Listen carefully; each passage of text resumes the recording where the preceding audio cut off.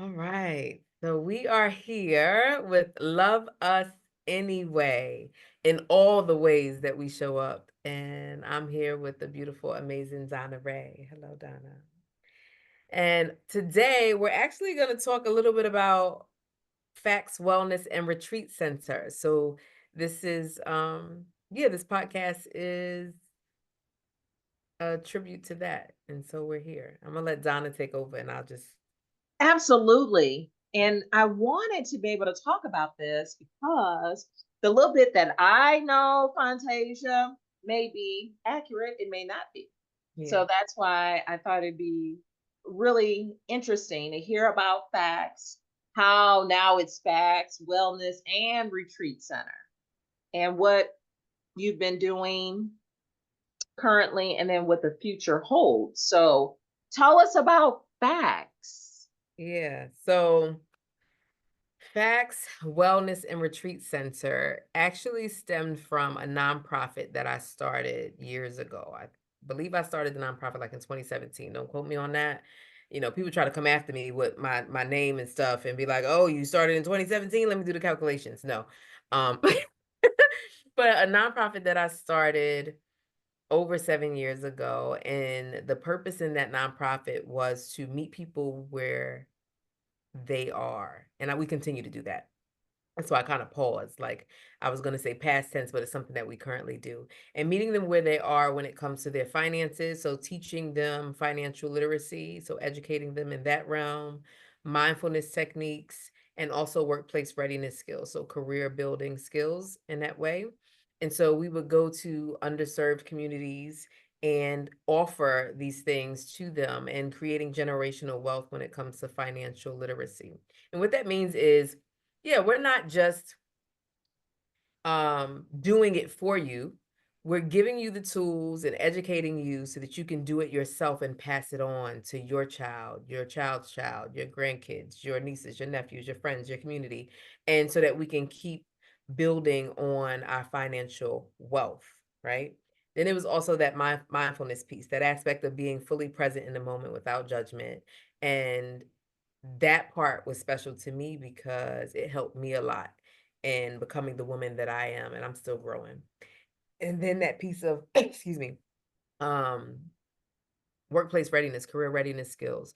Oftentimes, when I was an educator, previously, I was in education for over 10 years, and I noticed the gap between financial literacy, mindfulness, where we have like this anxiety, this overwhelm, and then also building that bridge through career readiness skills, being prepared for the workforce and what that looks like, and offering people tools in that way. So that's the nonprofit side of things. And we tend to give private support, grants, and we welcome any and all funding to continue the work that we do.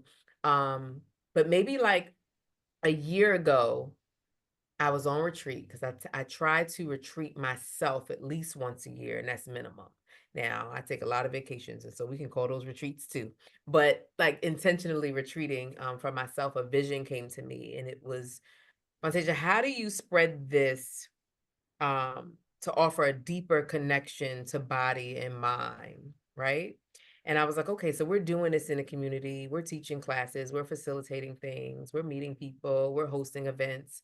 But what more can we do for the body? And the wellness center came to my mind. And I couldn't figure out a name for it. And I was like, why not just be a spinoff from Facts? And so the nonprofit, because I didn't say that, the nonprofit name is Facts. And it means financial awareness counseling and teaching services, right?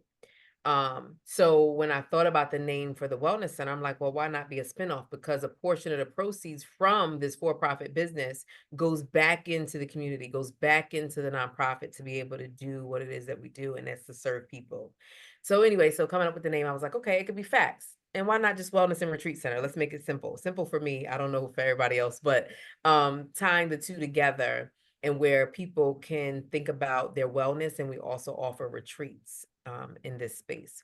And so the vision was like, okay, now you have this vision. How do you put it into place? The purpose was to create a safe space an intimate, safe space for all people, especially Black and Brown people, to come and be able to support their own well-being, to support their own mental, their health, and wellness, and be able to retreat to.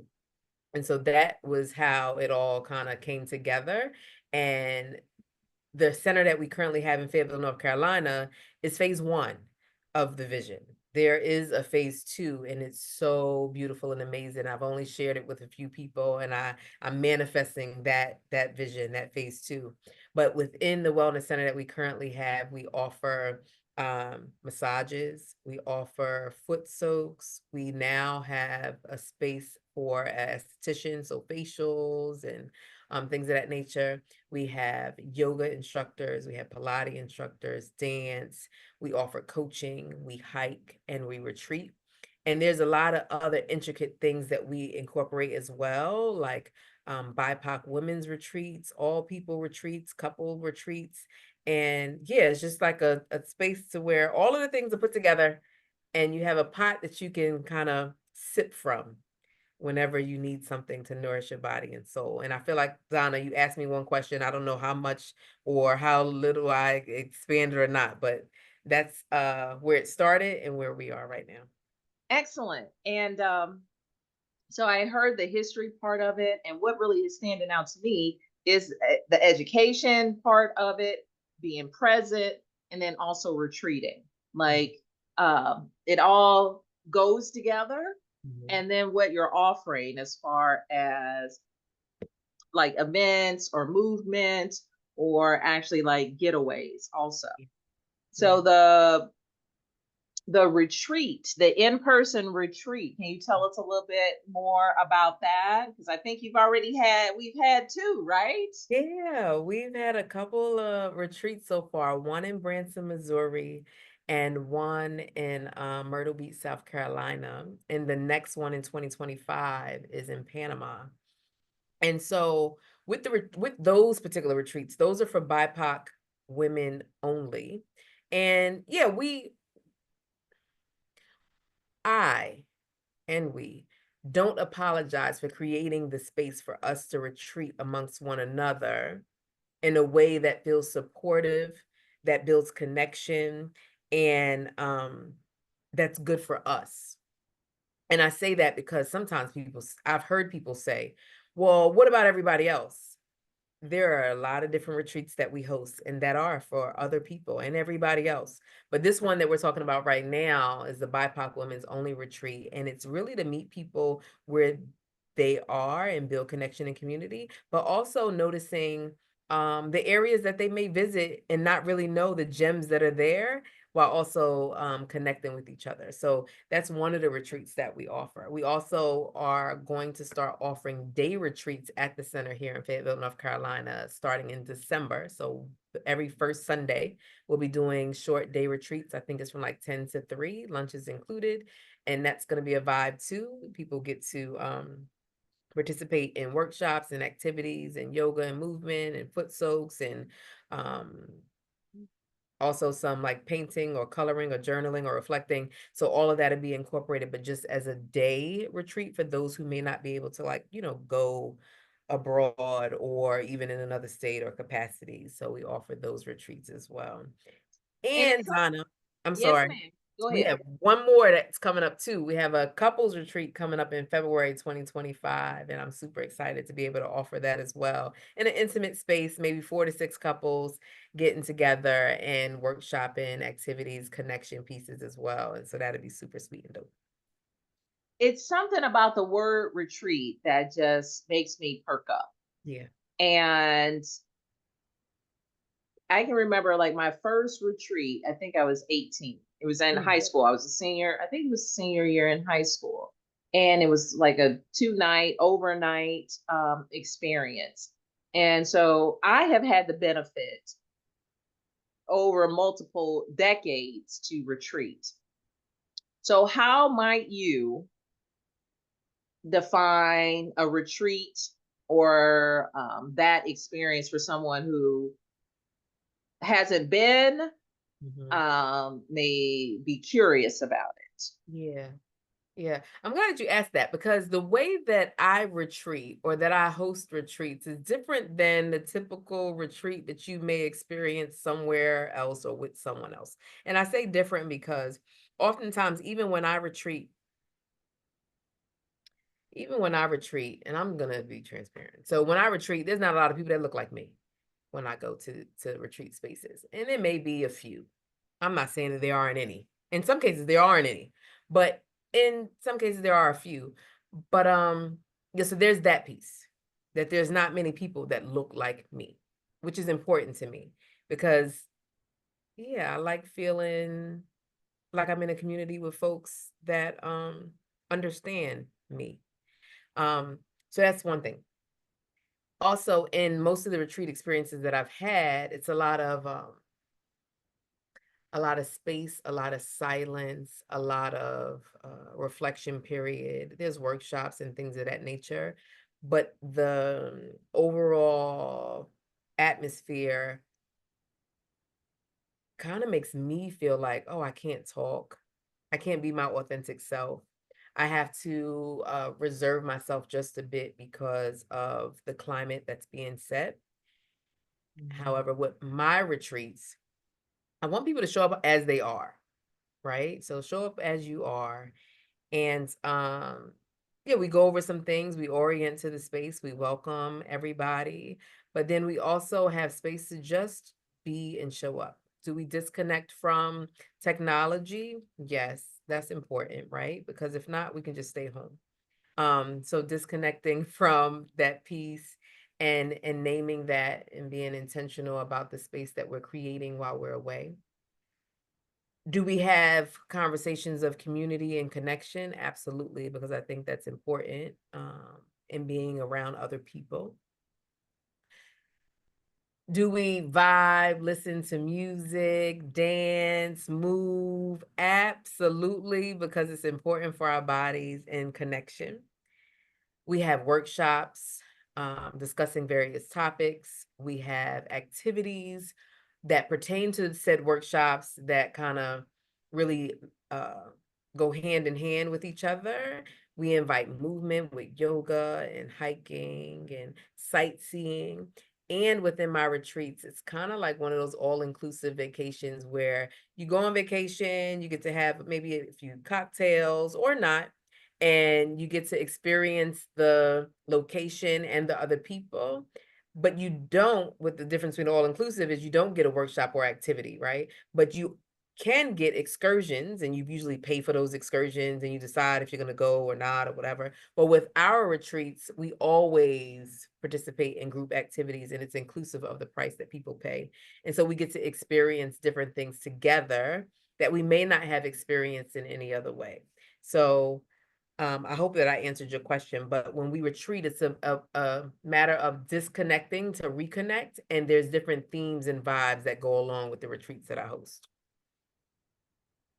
That and yes, you did answer the question. And the one that we had last year in 23 and the one we had in 24 is exactly like what you described. And for me, it retreat kind of holds a very it's a very sacred word. And so the idea that I had, I was able to expand that based on the experience that I had last year and this year. Yeah. And even the people that I talk to, yes, they want to know about, oh, well, how's the retreat? Because I think they kind of have a locked mindset on what a retreat is. And then when I share like our flavor of it, then it seems like they might at least be a little bit more curious. So Yeah. I appreciate you sharing that. So it sounds like the it's already in motion for 2025, and Mhm. I'm super excited to be included, to be invited to participate. Um, and just the annual, like kind of saving the date, Mhm. gives me something to look forward to. Yeah. And in just planning my life and maybe some other trips or other things that I want to do throughout the year. So thank you for that. No, thank you. Yeah, and thank you for participating and providing your take on things too when we retreat, right? So offering movement and yoga, and also facilitating workshops and activities as well too. That's super supportive, and for seeing me and for seeing the vision. I appreciate that. I appreciate that. And like you said, something to look forward to. So even with the BIPOC Women's Retreat, we're consistently doing that once a year in the September month. So it's something to look forward to in September. With the couples retreat that I have coming up in February, I want it to be something that people look forward to in February, and not Valentine's Day weekend, but probably the week or week after that, towards the end, like the third or the fourth weekend in February every year, doing a couples retreat.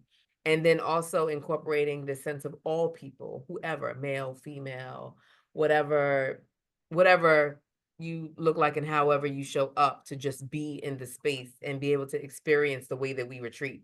And that would probably be mid-year, since we have something in February and we have something else in September. Maybe in mid-year, June, July timeframe would be the one for all people. I think that would be super sweet as well. And I have a lot of people asking. It's just a matter of putting it into play. And that's, for me, that's effortless. It's easy. So we'll be able to do that too.